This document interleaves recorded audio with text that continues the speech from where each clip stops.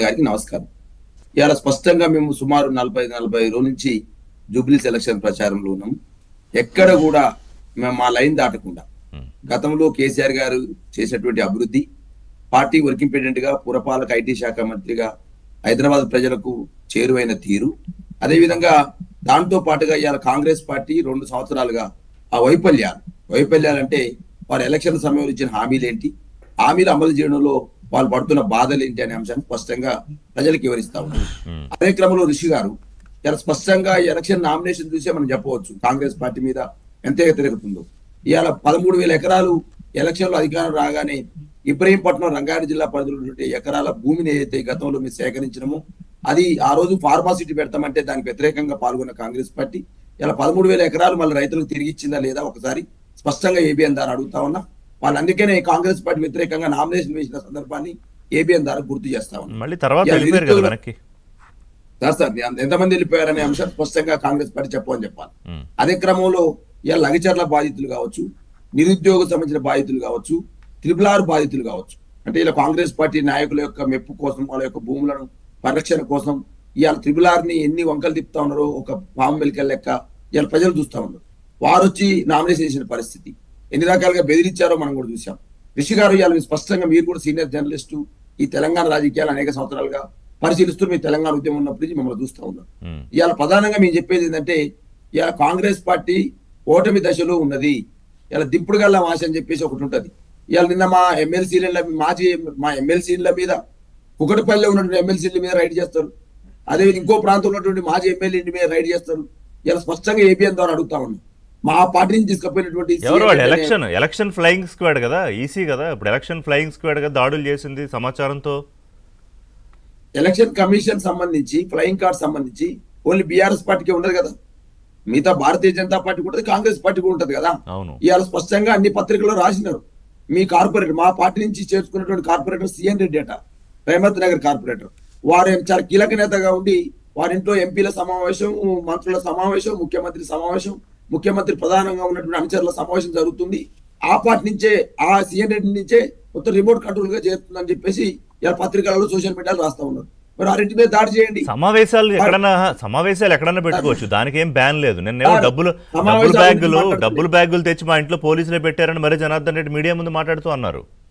Sir నేను ఇప్పుడు అదే మరి జనార్దన్ రెడ్డి గారు మీడియాకు చూపించినారు, మా దగ్గర టీ షర్ట్స్ తప్ప, మా లుంగీలు తప్ప, ఇంకా అవసరం అనుకుంటే మా కడ్రాయలు తప్ప ఏమి లేవని చెప్పేసి చూపించిన సందర్భం ఇలా టీవీలలో చూలేము మనం. అక్కడ ఏముందని మీరు వెతికినారు ఎందుకు? ఇలా ఎక్కడో కుక్కడపల్లి ఉన్న మాజీ మన ఎమ్మెల్సీ తక్కెలపల్లి రవీంద్రరావు ఇంట్లో కుక్కడపల్లి ఎలక్షన్ కోడ్ ఉందా? అక్కడ వెళ్ళి ఎందుకు సెర్చ్ చేయాలి? సెర్చ్ వారెంట్ చూపెట్టరు కదా, ఎందుకు పోతున్నారు మీరు? ఎలక్షన్ కమిషన్ చేయమని చెప్తున్నారు. సీఎంఐ పంపించారా మరి వాళ్ళ ఇంటి మీదకి? 100% సార్ కాంగ్రెస్ పార్టీ దిప్పుడు గల్లా వాసి అంటే ఇప్పుడు సామధాన భేద దండోపాయం అంటారు కదా సార్. ఇవాళ అన్ని రకాలుగా విఫలమైన కాంగ్రెస్ పార్టీ బీఆర్ఎస్ పార్టీ ఏదో చేస్తుందని, బీఆర్ఎస్ పార్టీ ఏదో పంచుతుందని ఒక అపోహలు సృష్టించి, ఒక గందరగోళాన్ని సృష్టించి మా ముఖ్య నేతల్ని ఇవాళ కట్టడి చేసే ప్రయత్నం చేస్తా ఉన్నారు సార్. ఇంకా రేపు 2 రోజులు 9వ తారీఖు వరకు ఉన్నది. మరి 11 సాయంత్రం దాకా ఎవరెన్ని ప్రయత్నాలు చేసుకున్నా చేయొచ్చు కదా సార్. ఎందుకు మరి ఈ విధంగా కుట్రలు చేస్తా ఉంది? ఎందుకు ఓడిపోతుందనే భయమా? ఇవాళ నేను అడుగుతున్న ఏబిఎన్ ద్వారా స్పష్టంగా ప్రజలకు చెప్తా ఉన్నాం.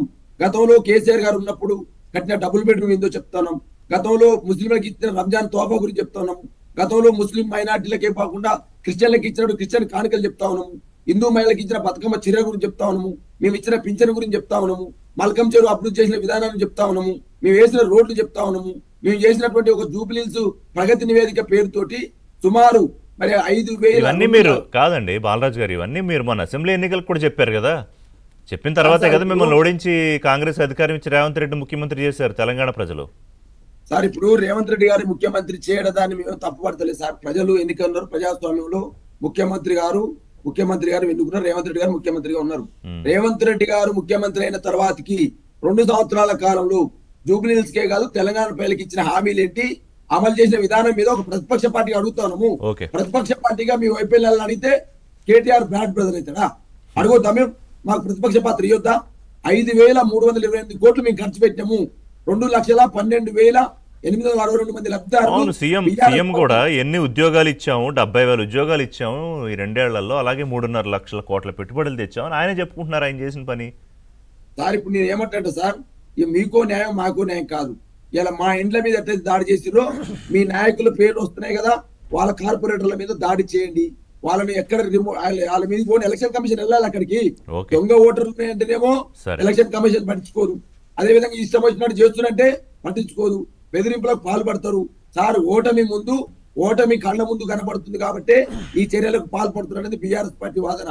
అయినా కూడా మీరు చేసేటువంటి ఈ యొక్క చిల్లర ఈ చేష్టలకు మేమేం భయపడం. డెఫినెట్ గా ప్రజల ముందు మేము పోతా ఉన్నాం. కేటీఆర్ గారు రోడ్ షోకి వస్తున్న ప్రజలు ఎట్లా తరలి వస్తా ఉన్నారు, యువత స్పందన ఎట్లా ఉంది, మహిళల స్పందన ఎట్లా ఉంది, నిరుద్యోగుల స్పందన ఎట్లా ఉంది, బస్తీ ప్రజల స్పందన ఎట్లా ఉంది, దాన్ని బట్టే బీఆర్ఎస్ పార్టీ గెలుపు ఖాయం అనేటువంటి వాదన అన్ని సర్వేలు చెప్తా ఉన్నవి. ఎక్కడ కూడా కాంగ్రెస్ పార్టీ మాకు పోటీ లేని పరిస్థితి. కాబట్టి ఇక లాస్ట్ సామధేన పేద బండోపాయం అన్నట్టు లాస్ట్ నమ్ముకున్నది ఒకటే నమ్ముకున్నారు వీళ్ళు, దాన్ని నమ్ముకున్నారు. విటమిన్ ఎమ్ నమ్ముకున్నారు వీళ్ళు. ఇవాళ మేము అంటా ఉన్నాం, ప్రజలు నమ్ముకుంది బీఆర్ఎస్, విటమిన్ ఎమ్ నమ్ముకుంది కాంగ్రెస్ పార్టీ. విటమిన్ ఎమ్. ఓకే ఓకే, అవును విటమిన్ ఎమ్ గురించి కూడా మాట్లాడదాం. విటమిన్ ఎమ్ ఎవరెవరు పంచుతున్నారు, ఎక్కడెక్కడ, అది కూడా మన దగ్గర ఇన్ఫర్మేషన్ కొంత చెప్తాను నేను. ఎనీవే ఒక చిన్న బ్రేక్ తీసుకుంటా. బ్రేక్ తర్వాత అధికార ప్రతినిధి